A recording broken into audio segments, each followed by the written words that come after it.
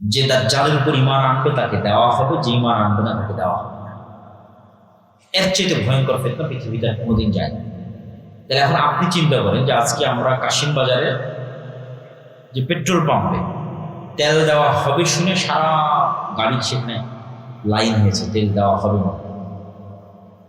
কালকে আপনাকে বলা হলো যে বিদ্যুৎ অফ, নাই বিদ্যুৎ। কিন্তু বাংলাদেশের তো নিজের তেল নেই, নিজের গ্যাস অত নাই।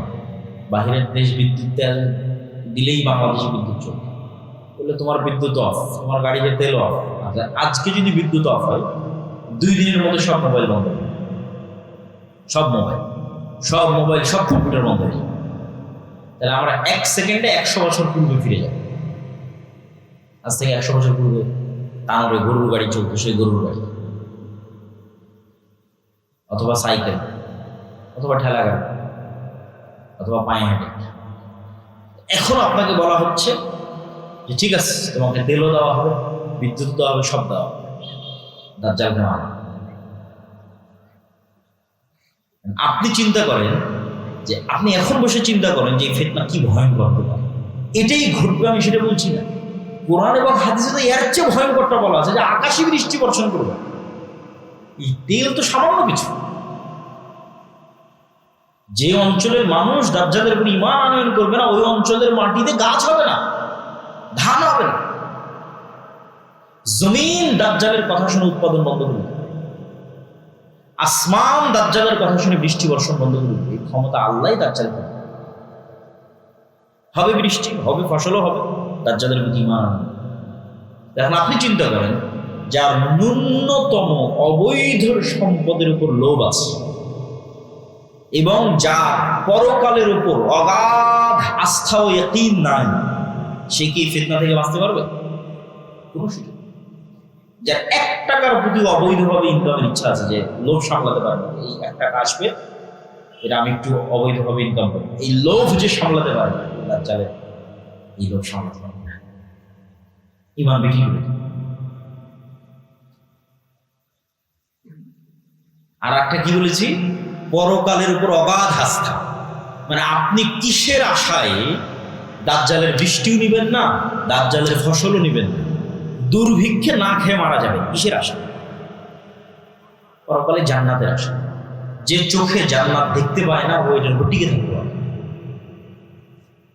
ওই যে আসহাবুল উখদুদের ঘটনা আল্লাহ সুবহানাহু ওয়া তাআলা কোরআন মাজিদে বলেছেন যে আসহাবুল উখদুদকে বলা হলো ঈমান ত্যাগ করো, না হয় আগুনে ঝাঁপিয়ে পড়ো। তো মা তার কোলের শিশু সহ আগুনের মধ্যে ঢুকে গেছে। আপনি বলেন এই মানুষগুলোর পক্ষে ওই আগুনে ঢোকা তখনই সম্ভব যখন ওই আগুনের মধ্যে ওরা জান্নাত দেখতে পেয়েছে। যে আমরা আগুনে ঢুকছি না জান্নাতে ঢুকছি? বলেন, আগুনে ঢুকছে না জান্নাতে ঢুকছে? জান্নাতে ঢুকছে। ও যদি মনে করে আমি আগুনে ঢুকছি, ঢুকতে পারবো না, সম্ভব না। আর যখন মনে করেছে আমি আগুন থেকে বের হয়ে আমার বাড়িতে ফিরে যে আরামে ছেলে মেয়ে নিয়ে থাকি, তখন মনে করছে যে আমার বাড়ি কিন্তু জাহান্নামের আগুন জ্বলছে, মানে কেমনে ফিরে যায়? তাহলে সামনে জান্নাত, পিছনে জাহান্নামের আগুন, কোনটা আমি অ্যাকসেপ্ট? পরকালের উপর এই মাত্রার ইয়াকিন যতক্ষণ আপনার না আসবে, আপনি ঈমান নিয়ে এই পৃথিবীতে টিকতে পারবেন না। আল্লাহর পথে যাত্রা বইটা শুধু এই জন্যই লেখা, নতুন যে বইটা আমার লেখা, যে মানুষের ঈমান কি মজবুত করা। তাহলে পুরো কোরআনের সবচেয়ে বেশি যে 2টা জিনিসের দাবি করা হয়েছে, তার একটা হচ্ছে আল্লাহর একত্ববাদ, সৃষ্টি যে করেছে ইবাদত তার। যে সৃষ্টি করার ক্ষমতা রাখে না, সে ইবাদতের যোগ্য নয়। আপনি কোরআনের যে কোনো তাওহীদ কেন্দ্রিক আয়াত নেবেন, দেখবেন সারমর্ম এটি। আল্লাহ ঘুরিয়ে ফিরিয়ে একই চ্যালেঞ্জ দেবে যে তুমি ওর ইবাদত করছো, ও কি মাছি বানাতে পারে? ও কি মশা সৃষ্টি করতে পারে? ও কি আসমান থেকে বৃষ্টি বর্ষণ করতে পারে? ও কি পাহাড় সৃষ্টি করেছে? ও কি নদী নালা সৃষ্টি করেছে? ও কি তোমাকে সৃষ্টি করেছে? ও কি দুনিয়ার খেজুরের বিচির যে আবরণ, এই আবরণ যত পাতলা, এরকম সরিষা সমপরিমাণ কোনো জিনিসেরও নিজে মালিক? এই প্রশ্নগুলো কোরআনে ঘুরিয়ে ফিরিয়ে আসবে। প্রশ্নগুলো আসার কারণ কি? যে এগুলো করতে পারে না, সে ইবাদতের যোগ্য নয়। তাহলে কে ইবাদতের যোগ্য? যে এগুলো করতে পারে। এগুলো তাওহীদের আলোচনার সারমর্ম কোরআনে। কোরআনের 2 নম্বর সারমর্ম কি? পুনরায় তোমরা আবার আল্লাহর কাছে ফিরে যাও, আবার আল্লাহ তোমাদের সৃষ্টি করবে, পৃথিবী ধ্বংস হবে। এটা হলো কোরআনের 2য় সারমর্ম। তো মানুষ অনেক সময় মনে করে যে এই কিয়ামতের আলোচনা তো পৃথিবীর এমন কোনো নবী নাই যে নবী করে। আদম আলাইহিস সালাম থেকে মুহাম্মদ সাল্লাল্লাহু আলাইহি ওয়াসাল্লাম পর্যন্ত কই কিয়ামত এখনো হয়। তো তার উত্তরে সালাফে সালেহিন বলেছেন যে মানুষের মৃত্যুই তার কিয়ামত।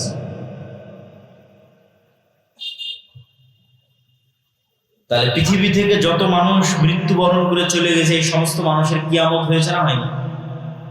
এদের কিয়ামত হয়ে গেছে। তাহলে আমি এবং আপনি কিয়ামতের অপেক্ষা করব, কখন কিয়ামত হবে? কই হয় না তো, আপনি মরলেই তো আপনার কিয়ামত। হ্যাঁ, পুরো পৃথিবী ব্যাপী আসমান, নক্ষত্র, গ্রহ, সূর্য সব ধ্বংস হয়ে যাবে, কথা ঠিক। এই যে নির্ধারিত কোন দিন আল্লাহ সুবহানাহু ওয়া তাআলা মুহাম্মদ সাল্লাল্লাহু আলাইহি ওয়াসাল্লামকে জানাননি, ফেরেশতারাও জানেন। স্বয়ং যিনি বাঁশিতে ফু দিবেন ইসরাফিল, তিনিও জানেন না যে কত তারিখে কয়টার সময় ফু দিতে হবে। তাহলে বসে থাকতো, দাঁড়িয়ে থাকতো, ঠিক আছে ওই দিন আসুক, যেই দিন ওই দিন আসবে সেই দিন দাঁড়াবো, দাঁড়িয়ে ফু। ও তো 24 ঘন্টা কান খাড়া করে দাঁড়িয়ে আছে যে না কখন আল্লাহ বলে যে এখন পৃথিবী ধ্বংস। ও নিজেও জানে কখন ধ্বংস, কিন্তু ধ্বংস। তো পৃথিবী ধ্বংসের পূর্ব মুহূর্তে পৃথিবীর সবচেয়ে বড় ভয়ঙ্কর ফিতনা দেখা যায়। এইরকম ফিতনা আর অতীতে কখনো আসে না। আদম আলাইহিস সালামের ফিতনা, না ওই যে গাছের নিকটে যেতে নিষেধ করা হলো সেই ফিতনা, না আদম আলাইহিস সালামের 2 সন্তান হাবিল কাবিল একজন মেয়ের প্রেমে পড়ে হত্যাকাণ্ড সংঘটিত করলো সেই ফিতনা, না নূহ আলাইহিস সালামের কওমের শিরকের ফিতনা, না লূত আলাইহিস সালামের কওমের জিনার ফিতনা। পৃথিবীতে এরকম ভয়ঙ্কর ফিতনা কোনোদিন অতিক্রম করে না, যে ফিতনা কিয়ামতের পূর্ব মুহূর্তে আসবে। রাসূলুল্লাহ সাল্লাল্লাহু আলাইহি ওয়াসাল্লাম বলছেন যে আমি তোমাদেরকে কিয়ামতের পূর্ব মুহূর্ত সম্পর্কে যা বলছি, পৃথিবী ধ্বংস হতে যদি একদিনও বাকি থাকে তবু এগুলো ঘটবে। যে আগামীকাল পৃথিবী ধ্বংস হবে, কই এখনো তো দাজ্জাল আসেনি, এখনো ইয়াজুজ মাজুজ আসেনি, অথচ কালকে পৃথিবী ধ্বংস হচ্ছে। তাহলে সময়কে থামিয়ে দেওয়া হবে, তবু এগুলো ঘটবে। আমি যা বলছি সময়কে থামিয়ে দিয়ে হলো এগুলো ঘটনা।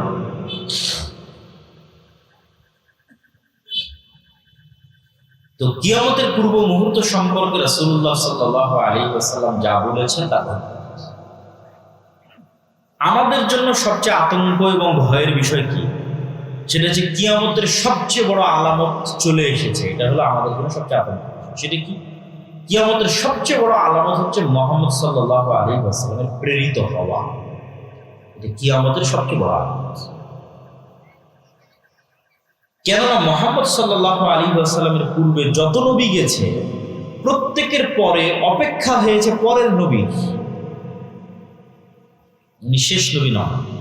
ঈসা আলাইহিস সালামের পরে আরেক নবী আসবে, মুসা আলাইহিস সালামের পরে আরেক নবী আসবে, দাউদ সুলাইমানের পরে আরেক নবী আসবে। তাহলে তো কিয়ামত তো এখন আসতেছে। কিন্তু মুহাম্মদ সাল্লাল্লাহু আলাইহি ওয়াসাল্লাম এসেছে মানে এরপরে কি হবে বলেন তো? কিয়ামত। একদম সঠিক উত্তর দিয়েছে যে মুহাম্মদ সাল্লাল্লাহু আলাইহি ওয়াসাল্লামের মৃত্যুর পরেই কি হবে? একটু জোরে বলেন তো কি হবে? কিয়ামত। তাহলে মুহাম্মদ সাল্লাল্লাহু আলাইহি ওয়াসাল্লামের মৃত্যু ইটসেলফ কিয়ামতের সবচেয়ে বড় আলামতগুলোর একটা। মুহাম্মদ সাল্লাল্লাহু আলাইহি ওয়াসাল্লামের মৃত্যুর পরেই কিয়ামত হবে। 5 দিন পরে হোক, 1 দিন পরে হোক, 1000 বছর পরে হোক, 5000 বছর পরে হোক, কিন্তু মুহাম্মদ সাল্লাল্লাহু আলাইহি ওয়াসাল্লামের মৃত্যুর পরেই কিয়ামত হবে। তাহলে মুহাম্মদ সাল্লাল্লাহু আলাইহি ওয়াসাল্লামের পৃথিবীতে আগমন এবং পৃথিবী থেকে মুহাম্মদ সাল্লাল্লাহু আলাইহি ওয়াসাল্লামের বিদায়, এটা কিয়ামতের অনেক বড় আলামত। এই আলামতি পার হওয়া হয়ে গেছে 1400 বছর। দাজ্জাল পৃথিবীতে যে কোনো মুহূর্তে বের হয়ে যেতে পারে, এটার প্রমাণ কি? স্বয়ং রাসূল সাল্লাল্লাহু আলাইহি ওয়াসাল্লামের জীবদ্দশাতে ইবনে সাইয়াদ নামে একজন ব্যক্তি, শাইখ আব্দুর রাজ্জাক বিন ইউসুফের মরণ একদিন আসবে বইয়ে বিস্তারিত আলোচনা করা আছে। ইবনে সাইয়াদ নামে একজন ব্যক্তি, সে ইহুদি, তাকে সাহাবীরা সন্দেহ করলো যে দাজ্জাল। তো আল্লাহ নবী উড়িয়ে দিলেন না যে না এই দাজ্জাল নয়। তাহলে আল্লাহর নবী আশঙ্কা করতেন যে তার জীবদ্দশা তো দাজ্জাল চলে আসতে। ওমর রাদিয়াল্লাহু তাআলা আনহু যখন তাকে হত্যা করতে চাইলেন, তখন রাসূল সাল্লাল্লাহু আলাইহি ওয়াসাল্লাম বললেন, এ যদি দাজ্জাল না হয় তো নিরপরাধ মানুষকে হত্যা কেন করবা? আর এ যদি দাজ্জাল হয় তাহলে তাকদীরের লিখন হচ্ছে একে হত্যা করবে। ঈসা আলাইহিস সালাম তুমি তো নও। কিন্তু উনি তো সহজ ভাষায় বলতে পারতেন, আরে ওমর এ দাজ্জাল নয়, কি দরকার একে হত্যা করে? দাজ্জাল নয় এটা বলেন। মানে এ যদি দাজ্জাল না হয় নিরপরাধ মানুষকে কেন হত্যা করবে? যদি দাজ্জাল হয় সম্ভাবনা আছে, যদি দাজ্জাল হয় কে হত্যা করবে? তাহলে আজ থেকে 1400 বছর আগে মুহাম্মদ সাল্লাল্লাহু আলাইহি ওয়াসাল্লাম আশঙ্কা করতেন যে কোনো মুহূর্তে দাজ্জাল বের হবে। তাহলে যে কোনো মুহূর্তে দাজ্জাল বের হয়ে যেতে পারে, এটার সম্ভাবনা আছে। এটা অস্বাভাবিক এবং অলৌকিক কোনো ঘটনা নয়, পৃথিবীর সব নবী রাসূল বলেছে। তো কিয়ামতের পূর্ব মুহূর্তে যে ঘটনাগুলো সংঘটিত, এগুলো সম্পর্কে অনেক কানাঘুষা, অনেক ভুল ব্যাখ্যা, অনেক বিভ্রান্তিকর ব্যাখ্যা, সময় উল্লেখ করা, একটাকে আরেকটার সাথে লাগানো, এগুলো এই যুগে এসে প্রচুর পরিমাণে হচ্ছে। এই জন্য আমাদের সঠিক হাদিস জানা যেমন দরকার, সঠিক ব্যাখ্যা জানাও তেমন দরকার। আর এই বিষয়ে সংক্ষিপ্ত আলোচনা করার কারণ হচ্ছে যে কোরআন এবং হাদিসে দাজ্জালের কথা আছে, শেষ জামানার যুদ্ধের কথা আছে, কিন্তু আধুনিক বিশ্বে কখনো এই কথা এভাবে আলোচিত হয়।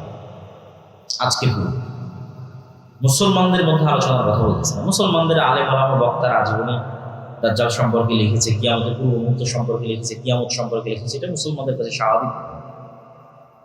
কিন্তু সারা বিশ্বব্যাপী আলোচনা হয়, এটা বেঠিক। আমার জানা নাই, হিস্ট্রি ঘেটে দেখতে হবে যে হালাকুখা চেঙ্গিস খানের সময় সারা পৃথিবীব্যাপী আলোচনা হতো কিনা এরকম, অথবা আরো অন্য কোনো সময় সারা পৃথিবীব্যাপী এরকম আলোচনা হতো কিনা হিস্ট্রিতে, ইতিহাসে, মুহাম্মদ মৃত্যুর পর, এটা ইতিহাস ঘেটে দেখতে হবে।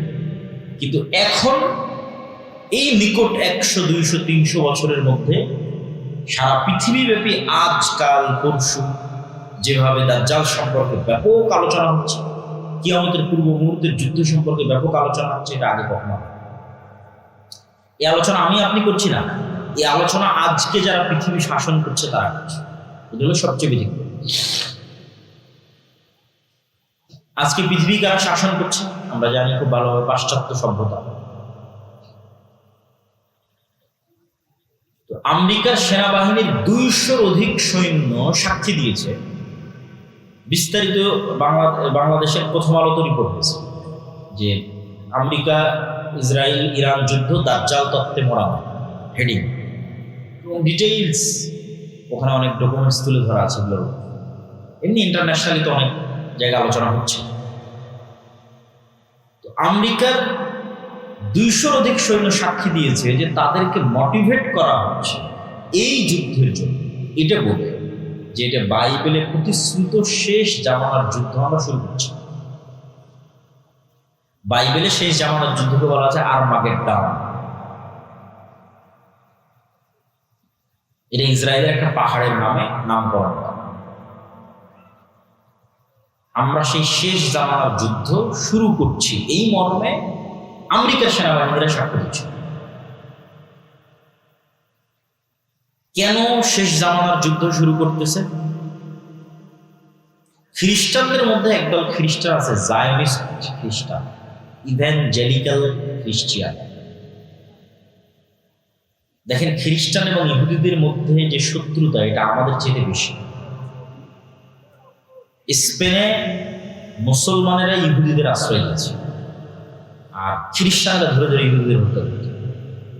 কেন শত্রুতা বেশি? আপনি চিন্তা করেন যে কোনো একটা জাতি আমাদের নবী মুহাম্মদ সাল্লাল্লাহু আলাইহি ওয়াসাল্লামকে হত্যা করেছে, আমি বিশ্বাস করি ও আমার নবীকে হত্যা করেছে, সে বিশ্বাস করে ওর নবী অবৈধ, মানে জারদ সন্তান, নাউজুবিল্লাহ মিন যালিক।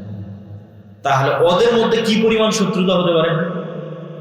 খ্রিস্টানেরা বিশ্বাস করে ইহুদিরা আমাদের নবীকে হত্যা করেছে, আর ইহুদিরা বিশ্বাস করে মারিয়াম আলাইহিস সালাম ব্যভিচারিণী আর তার সন্তান ঈসা আলাইহিস সালাম জারজ।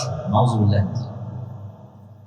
তাহলে আমাদের সাথে তাদের শত্রুতা হবে না? ইহুদি খ্রিস্টানদের ওদের মধ্যে বেশি শত্রুতা, ওদের মধ্যে বেশি শত্রুতা। সেখানে আজকে তারা এরকম বন্ধু হয়ে গেল, অসম্ভব। পৃথিবীর ইতিহাসে কোনোদিন হয়নি। এখনকার পূর্বে পৃথিবীর ইতিহাসে কোনোদিন। হিটলার 60 লক্ষ ইহুদিকে হত্যা করেছে, হিটলার খ্রিস্টান। এটা হওয়ার পিছনে যে বিশ্লেষণগুলো তুলে ধরা হয়েছে, সেই বিশ্লেষণ হচ্ছে বাইবেলের প্রতিশ্রুতি অনুযায়ী ঈসা আলাইহিস সালাম পুনরায় পৃথিবীতে আসবেন, তথা খ্রিস্টানদের বিশ্বাস অনুযায়ী ঈসা আলাইহিস সালাম পুনরায় পৃথিবীতে আসবেন। মারা গেছেন কিন্তু আবার আল্লাহ তাকে পাঠাবেন। আর মুসলমানদের বিশ্বাস অনুযায়ী তিনি মারাই যাননি, তাকে জীবিত অবস্থায় উঠানো হয়েছে, তিনি আবার পৃথিবীতে আসবেন। সমস্যা হচ্ছে খ্রিস্টানরা বিশ্বাস করে যে ঈসা আলাইহিস সালাম তখনই পৃথিবীতে আসবেন যখন ইহুদিদের মাসিহা আসবে। আমাদের মাসিহা তখন আসবে যখন ইহুদিদের মাসিহা আসবে। তাহলে মাসিহা সবার, মুসলমানেরাও মাসিহার অপেক্ষায়, মাসিহের অপেক্ষায়, খ্রিস্টানেরাও মাসিহের অপেক্ষায়, ইহুদিরাও মাসিহের অপেক্ষায়। তাহলে ইহুদিদের মাসিহকে, খ্রিস্টানদের মাসিহকে, মুসলমানদের মাসিহকে। মাসিহ মানে বিপদ থেকে উদ্ধারকারী। এই জন্য দাজ্জালের নামও মাসিহ দাজ্জাল, ঈসা আলাইহিস সালামের নামও ঈসা মাসিহ। তাহলে মাসিহ দাজ্জাল, ঈসা মাসিহ, দুইজনই মাসিহ, বিপদ থেকে উদ্ধারকারী। এখন খ্রিস্টানদের দাবি হচ্ছে যতক্ষণ ইহুদিদের মাসিহ না আসছে ততক্ষণ আমাদের মাসিহ আসবে। ইহুদিদের মাসিহ হচ্ছে মাসিহ দাজ্জাল। তাহলে ইহুদিদের মাসিহ, মাসিহ দাজ্জাল যতক্ষণ না আসবে ততক্ষণ খ্রিস্টানদের মাসিহ ঈসা মাসিহ পৃথিবীতে আসবে। এবার তাহলে পরের পয়েন্টে চলে আসি, ইহুদিদের মাসিহ, মাসিহ দাজ্জাল কখন আসবে? খ্রিস্টানদের বিশ্বাস হচ্ছে ততক্ষণ ইহুদিদের মাসিহ, মাসিহ দাজ্জাল আসবে না যতক্ষণ না আমরা ইহুদিদেরকে জেরুজালেমে বসবাসের ব্যবস্থা না করে দিই। পৃথিবীর সব ইহুদিদেরকে যেই দিন আমরা জেরুজালেমে বসবাসের ব্যবস্থা করে দিতে পারবো, ইহুদিরা যেই দিন মসজিদে আকসা ভেঙ্গে এখানে হাইকালে সুলাইমানির উপর থার্ড টেম্পল তৈরি করবে, সেই দিন মাসিহ দাজ্জাল আসবে। আর যখন মাসিহ দাজ্জাল আসবে তখন আমাদের ঈসা মাসিহ আসবে। অতএব ইহুদিদের সাথে আমাদের শত্রুতা থাকলেও ঈসা আলাইহিস সালামকে পুনরায় পৃথিবীতে নিয়ে আসার জন্য আমাদের ইহুদিদের সহযোগিতা করতে হবে, জেরুজালেমে আমাদের একত্রিত করার জন্য। তাহলে সবার উদ্দেশ্য অতি দ্রুত দাজ্জালকে এবং ঈসা আলাইহিস সালামকে পৃথিবীতে নিয়ে আসে। যারা মোটামুটি ফ্রিল্যান্সিং করেন, পেপ্যালের সহকারী প্রতিষ্ঠাতা পিটার থিয়েল, উনি কিছুদিন পূর্বে ইতালির রাজধানী রোমে দাজ্জালের উপর সিরিজ আলোচনা করেছেন, গোপন রুদ্ধদ্বার বৈঠক। তারা দাজ্জালকে বলে এন্টি ক্রাইস্ট, আমরা বলি দাজ্জাল, তারা বলে এন্টি ক্রাইস্ট। এবং বর্তমান আমেরিকার যিনি প্রতিরক্ষা মন্ত্রী হেগসেট, প্রতিরক্ষা মন্ত্রণালয়ের নাম চেঞ্জ করে দিয়েছে আমেরিকা, এটার নাম দিয়েছে যুদ্ধ মন্ত্রণালয়, যুদ্ধমন্ত্রী। তাহলে বর্তমান যিনি আমেরিকার যুদ্ধমন্ত্রী, তার আপনারা গুগলে সার্চ দিলে পাবেন, তার বাহুতে কাফের লেখা আছে আরবি, ও নিজে ট্যাটু করেছে। কাফের শব্দটা আরবিতে নিজে ট্যাটু করেছে তার শরীরে। যে কোনো মুসলমান দেখলে তো চমকে যাবে, আরে বাবা, রাসূল সাল্লাল্লাহু আলাইহি ওয়াসাল্লাম বলতো দাজ্জালের কপালে কাফের লেখা থাকে, কিন্তু মানুষ তার শরীরে কাফের লিখে গেছে। তো এখন পৃথিবীতে যে বিষয়গুলো নিয়ে আলোচনা হচ্ছে এবং যে ধরনের পরিবেশ পরিস্থিতি চলতেছে, এগুলো অ্যাবনর্মাল, অস্বাভাবিক।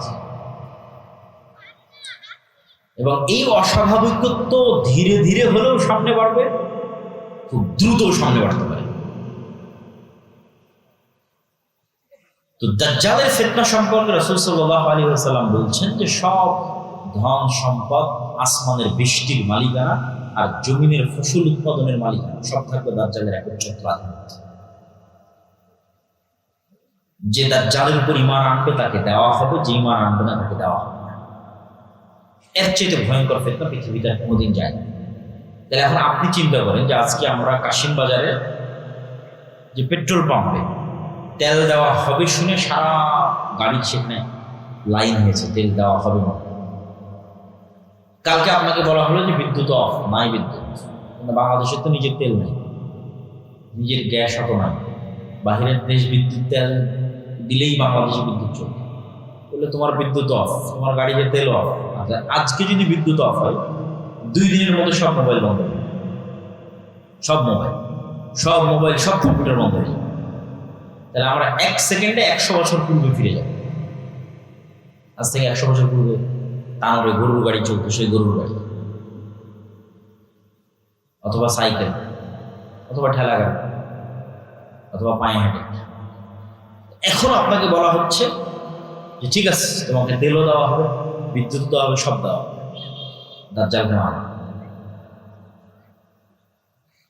আপনি চিন্তা করেন যে আপনি এখন বসে চিন্তা করেন যে এই ফিতনা কি ভয়ঙ্কর হতে পারে। এটাই ঘটবে আমি সেটা বলছি না। কোরআন এবং হাদিসে তো এর চেয়ে ভয়ঙ্করটা বলা আছে যে আকাশে বৃষ্টি বর্ষণ করবে। এই তেল তো সামান্য কিছু। যে অঞ্চলের মানুষ দাজ্জালের উপর ঈমান আনয়ন করবে না, ওই অঞ্চলের মাটিতে গাছ হবে না, ধান হবে না। জমিন দাজ্জালের কথা শুনে উৎপাদন বন্ধ করে দেবে। আসমান দাজ্জালের কথা শুনে বৃষ্টি বর্ষণ বন্ধ করে দেবে। এই ক্ষমতা আল্লাহই দাজ্জাল করবে। হবে বৃষ্টি, হবে ফসলও হবে, দাজ্জালের প্রতি ঈমান আনয়ন। এখন আপনি চিন্তা করেন, যার ন্যূনতম অবৈধ সম্পদের উপর লোভ আছে এবং যা পরকালের উপর অগাধ আস্থা ও ইয়াকিন নাই, সে কি ফিতনা থেকে বাঁচতে পারবে? কোনো সুযোগ। যার 1 টাকার প্রতি অবৈধভাবে ইনকামের ইচ্ছা আছে, যে লোভ সামলাতে পারবে, এই 1 টাকা আসবে, এটা আমি একটু অবৈধভাবে ইনকাম করবো, এই লোভ যে সামলাতে পারবে, দাজ্জালের এই লোভ সামলাতে পারবে না। ঈমান বিক্রি করে। আর একটা কি বলেছি? পরকালের উপর অগাধ আস্থা। মানে আপনি কিসের আশায় দাজ্জালের বৃষ্টিও নিবেন না, দাজ্জালের ফসলও নিবেন না, দুর্ভিক্ষে না খেয়ে মারা যাবে, কিসের আশা? পরকালে জান্নাতের আশা। যে চোখে জান্নাত দেখতে পায় না, ওই জন্য টিকে থাকতে পারে। ওই যে আসহাবুল উখদুদের ঘটনা আল্লাহ সুবহানাহু ওয়া তাআলা কোরআন মাজিদে বলেছেন যে আসহাবুল উখদুদকে বলা হলো ঈমান ত্যাগ করো, না হয় আগুনে ঝাঁপিয়ে পড়ো। তো মা তার কোলের শিশু সহ আগুনের মধ্যে ঢুকে গেছে। আপনি বলেন এই মানুষগুলোর পক্ষে ওই আগুনে ঢোকা তখনই সম্ভব যখন ওই আগুনের মধ্যে ওরা জান্নাত দেখতে পেয়েছে। যে আমরা আগুনে ঢুকছি না জান্নাতে ঢুকছি? বলেন, আগুনে ঢুকছে না জান্নাতে ঢুকছে? জান্নাতে ঢুকছে। ও যদি মনে করে আমি আগুনে ঢুকছি, ঢুকতে পারবে না, সম্ভব না। আর যখন মনে করেছে আমি আগুন থেকে বের হয়ে আমার বাড়িতে ফিরে যে আরামে ছেলে মেয়ে নিয়ে থাকি, তখন মনে করছে যে আমার বাড়ি কিন্তু জাহান্নামের আগুন জ্বলছে, মানে কেমনে ফিরে যায়? তাহলে সামনে জান্নাত, পিছনে জাহান্নামের আগুন, কোনটা আমি অ্যাকসেপ্ট? পরকালের উপর এই মাত্রার ইয়াকিন যতক্ষণ আপনার না আসবে, আপনি ঈমান নিয়ে এই পৃথিবীতে টিকতে পারবেন না। আল্লাহর পথে যাত্রা বইটা শুধু এই জন্যই লেখা, নতুন যে বইটা আমার লেখা, যে মানুষের ঈমান কি মজবুত করা। ঈমানই মানুষের সম্পদ। আল্লাহর ক্ষমতা ও শক্তির প্রতি ঈমান, পরকালের প্রতি অগাধ আস্থা, অগাধ বিশ্বাস, এটা ছাড়া বাঁচার কোনো রাস্তা নেই। এই একই কথা রাসূল সাল্লাল্লাহু আলাইহি ওয়াসাল্লাম বলতেছে যে দাজ্জালের জান্নাত হবে জাহান্নাম, আর দাজ্জালের জাহান্নাম হবে জান্নাত। সেম কথা যা আসহাবুল উখদুদের সাথে ঘটেছে। সূরা বুরুজের মধ্যে আল্লাহ সুবহানাহু ওয়া তাআলা বলেছেন। তাহলে এই ফিতনার একটা আলামত অন্তত আপনি দেখতে পাচ্ছেন যে আপনার বাড়ি এবং ঘরে পৌঁছে গেছে। এটা বাড়তেও পারে, হয়তো ধীরে বাড়বে, দ্রুত বাড়বে। তো কিয়ামতের পূর্ব মুহূর্তে রাসূলুল্লাহ সাল্লাল্লাহু আলাইহি ওয়াসাল্লাম বলছেন যে আমার এবং কিয়ামতের মধ্যে তোমরা কয়েকটা জিনিস গণনা করে রাখো। 1 নাম্বার আমার মৃত্যু, 2 নাম্বার মসজিদে আকসার বিজয়, 3 নাম্বার ভয়াবহ মহামারী, এখন কোন মহামারী এটা নিয়ে আলেমদের মধ্যে মত হয়েছে। উমরে ছিল তার জীবদ্দশায় সিরিয়াতে একটা ভয়ঙ্কর মহামারী হয়েছিল, কেউ কেউ বলেছে ওটা সেই মহামারী। আমরাও তো কয়েকদিন আগে দেখলাম করোনা মহামারী, আরো ভয়াবহ মহামারী আসতে পারে। তারপর রাসূল সাল্লাল্লাহু আলাইহি ওয়াসাল্লাম বললেন এমন এক ফিতনা, যেই ফিতনা থেকে আরবের কোনো ঘর খালি থাকে। তো আলেম ওলামা ব্যাখ্যা করেছে এই ফিতনা হচ্ছে মোবাইল কম্পিউটার ইন্টারনেটের ফিতনা। মোবাইল কম্পিউটার ইন্টারনেটের ফিতনা তো সব ঘরে ঢুকেছে, তাহলে আরবের ঘরে ঢুকেছে। দক্ষিণ কোরিয়া, জাপান, আমেরিকা থেকে শুরু করে পৃথিবীর সব ঘরে ঢুকেছে, কিন্তু আল্লাহ নবী তো খাস করেছে এমন ফিতনা যেটা আরবের প্রত্যেক ঘরে, পৃথিবীর প্রত্যেক ঘরে। তো কোরআন এবং হাদিসে বেশিরভাগ জায়গায় ফিতনা মানে মারামারি, গন্ডগোল, হত্যা, এগুলোই উদ্দেশ্য। তাহলে এমন মারামারি, এমন গন্ডগোল, এমন হত্যা এবং রাহাজানি আরব বিশ্বে তৈরি হবে, যে হত্যা, যে গন্ডগোল, যে মারামারিতে আরবের প্রত্যেকটা ঘর যুক্ত হয়ে বিরত থাকতে হবে, মুক্ত থাকতে হবে। আর এক হাদিসে রাসূল সাল্লাল্লাহু আলাইহি ওয়াসাল্লাম বলছেন ফোরাত নদী থেকে স্বর্ণের পাহাড় বের হবে। এই স্বর্ণের পাহাড় নিয়ে এমন মারামারি হবে যে মারামারিতে পুরো আরব বিশ্ব যুক্ত হবে। মানুষের কাছে মনে হয় আরে স্বর্ণের পাহাড় বের হওয়ার কি সম্ভব? আচ্ছা আপনি বলেন তো, আজ থেকে 500 বছর আগে মানুষের কি মনে হতো যে মাটির নিচ থেকে তেল বের হওয়া সম্ভব? মনে হতো নাকি? যে তেলে বিদ্যুৎ জ্বলবে এটিকে মানুষ কল্পনা করতো? কখনো কখনো মাটির নিচ থেকে তেল বের হচ্ছে, গ্যাস বের হচ্ছে, বিদ্যুৎ চলতেছে, কখন কি বের হয়ে যাবে এটা বলতে পারবে না। অথবা যদি সোনাকে সোনার অর্থেই রাখি তবুও সম্ভব কেন?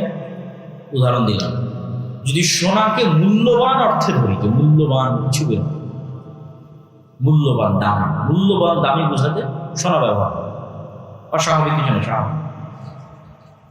তাহলে এখন অন্তত তেল সোনার চেয়েও দাম, তেলের যে অবস্থা স্বর্ণের চেয়েও দাম না। সারা পৃথিবীতে টিকে আছে তেল, সারা পৃথিবী। তাহলে এখন কিসের যুদ্ধ চলতে? জ্বালানি যুদ্ধ, তেলের যুদ্ধ। তেল নিয়ে মারামারি, ভেনেজুয়েলার সাথে মারামারি তেল, ইরানের সাথে মারামারি তেল, আরব বিশ্বের সাথে মারামারি তেল। এই যুদ্ধের সামনে আরো বাড়তে পারে। তো রাসূল সাল্লাল্লাহু আলাইহি ওয়াসাল্লাম আরব বিশ্বে এরকম এক ভয়াবহ ফিতনার কথা বলেছেন, যেই ফিতনায় আরবের প্রত্যেক ঘর যুক্ত। এই সেই ফিতনা না, আরবের প্রত্যেক ঘর ওই ফিতনায় যুক্ত, ওই মারামারি, গন্ডগোলে, কাটাকাটি সহ যুক্ত। তারপরে কি? একের পর এক আল্লাহ নবী গণাচ্ছে। এরপরে এই ফিতনার পরে আরবের প্রত্যেক ঘর যেই ফিতনায় যুক্ত হয়ে যাবে, এই ফিতনার পরে হুদনাতুন বাইনাকুম ওয়া বাইনাহুম, তোমাদের সাথে রোমানদের চুক্তি হবে। তো রাসূল সাল্লাল্লাহু আলাইহি ওয়াসাল্লাম যখন রোম শব্দ উচ্চারণ করছেন, তখন রোম হচ্ছে আজকের তুরস্ক। আজকের তুরস্কের রাজধানী ইস্তাম্বুল, যাকে ইংরেজিতে বলে কনস্টান্টিনোপল। সেখানে বাইজেন্টাইন রোমান এম্পায়ার ছিল, অর্থোডক্স খ্রিস্টানদের, যে অর্থোডক্স খ্রিস্টানরা এখন রাশিয়ায় আছে। আর যদি রোমান মানে সব খ্রিস্টানদের ধরি, তাহলে ইউরোপ আমেরিকার খ্রিস্টান আছে। আল্লাহ সুবহানাহু ওয়া তাআলা ভালো জানে এই হাদিস কিভাবে বাস্তবায়িত, কার উদ্দেশ্য। তো মুসলমানদের সাথে রোমান খ্রিস্টানদের চুক্তি হবে। চুক্তি হয়ে মুসলমান এবং রোমান খ্রিস্টানেরা তৃতীয় আর এক পক্ষের বিরুদ্ধে যুদ্ধ করবে। এই তৃতীয় পক্ষকে আল্লাহ, এই তৃতীয় পক্ষ ইহুদিরাও হতে পারে, হিন্দুরাও হতে পারে, বৌদ্ধরাও হতে পারে, অথবা রোমান দ্বারা যদি অর্থোডক্স খ্রিস্টান উদ্দেশ্য হয় তাহলে ক্যাথলিক ইউরোপ আমেরিকার খ্রিস্টানরা হতে পারে, অথবা রোমান দ্বারা যদি ইতালির রোম উদ্দেশ্য হয়, যেখান থেকে ইউরোপ উদ্দেশ্য হবে, তাহলে আমেরিকা, ইসরায়েল হতে পারে, রাশিয়া হতে পারে। তৃতীয় আর এক পক্ষের বিরুদ্ধে যুদ্ধ। এই তৃতীয় আর এক পক্ষের বিরুদ্ধে যুদ্ধে তোমরা এবং রোমান খ্রিস্টানরা বিজয়ী হবে। বিজয় হওয়ার পর কেউ একজন পুরুষকে উঁচিয়ে ধরে বলবে যে এই পুরুষের কারণে, যে ক্রস চিহ্ন পাদ্রীদের গলায় থাকে, এইটার কারণে আমরা বিজয়ী হয়েছি। তখন এক মুসলমান উঠে ক্রসটা ভেঙে দেবে, যে আল্লাহর সাহায্য আমরা বিজয়ী হয়েছি। ক্রস ভাঙার কারণে তর্ক বিতর্ক, গন্ডগোল, মারামারি, যুদ্ধ, মুসলমান আর খ্রিস্টান মুখোমুখি, যারা কিছুক্ষণ আগে চুক্তি হয়ে আর তৃতীয় পক্ষের মধ্যে যুদ্ধ করছে। আমার কেন জানি মনে হয় যে এই তৃতীয় পক্ষের বিরুদ্ধে যুদ্ধ ইহুদিদের সাথে হতে পারে। কেন? রাসূলুল্লাহ সাল্লাল্লাহু আলাইহি ওয়াসাল্লাম আর এক হাদিসে বলেছেন যে ইহুদিদেরকে এমন ভয়াবহভাবে মুসলমানরা হত্যা করবে একটা যুদ্ধে, কিয়ামতের পূর্ব মুহূর্তে এমন ভয়াবহভাবে হত্যা করবে যে পাথর এবং গাছ পর্যন্ত কথা বলতো যে মুসলমান আসো, আমার কি বলার নাম, আমার পিছনে ইহুদি লুকিয়ে আছে, হত্যা করবে। এই যে পাথর এবং গাছ কথা বলবে, এটার সাথে আর একটা জিনিস আপনাদের বলবো। রাসূল সাল্লাল্লাহু আলাইহি ওয়াসাল্লাম বলেছেন মানুষের স্যান্ডেলও কথা বলবে, মানুষের ডানও কথা বলবে। আর একটা কি বলেছে? রাসূল সাল্লাল্লাহু আলাইহি ওয়াসাল্লাম বলেছেন যে কিয়ামতের পূর্বে দাব্বাতুল আরজ বের হবে, যে দাব্বাতুল আরজ হবে একটা জন্তু, একটা জানোয়ার যে কথা বলবে মানুষের সাথে, জাসসাসা, গোয়েন্দা। যেই দাব্বাতুল আরজ তামিম আদ-দারির হাদিসে যখন দাজ্জালের সাথে দেখা করতে যায়, তখন দাজ্জালের প্রবেশ মুখে এক জন্তু জানোয়ার দাঁড়িয়েছিল, যার হাদিসে বলা হয়েছে দাব্বাতুল আরজ, যার চেহারা কোন দিকে পিছন কোন দিকে বোঝা যায়। তো ওকে জিজ্ঞেস করে সাহাবীরা, তুমি কিন্তু আনাল জাসসাস, আমি কিছু গোয়েন্দা। তো প্রাণী কথা বলতেছে, মানুষের মনে হতে পারে প্রাণী কেমনে কথা বলবে, গাছ পাথর কেমনে কথা বলবে। মানুষের তৈরি সৃষ্টি জীব কথা বলতেছে, যদিও সৃষ্টির ক্ষমতা মানুষের নাই, মানুষের বানানো বলবে। যেমন মানুষের বানানো এআই এবং এআই ভিত্তিক রোবট আপনার সাথে কথা বলছে না? বলছে না? বলছে। আপনি এখন চ্যাটজিপিটির সাথে কথা বলেন, কথা বলেন। এখন জেমিনির সাথে কথা বলেন, কথা বলেন। আপনি যা বলবেন সত্য সাথে সাথে। এআই তো পৃথিবীকে, যেমন ইন্টারনেট পৃথিবীকে চেঞ্জ করে দিয়েছে, সামাজিক যোগাযোগ মাধ্যম পৃথিবীকে চেঞ্জ করে দিয়েছে, বিদ্যুৎ পৃথিবীকে চেঞ্জ করে দিয়েছে, এআই পৃথিবীকে চেঞ্জ করে দিয়েছে। কোথায় গিয়ে ঠেকবে আল্লাহ সুবহানাহু ওয়া তাআলা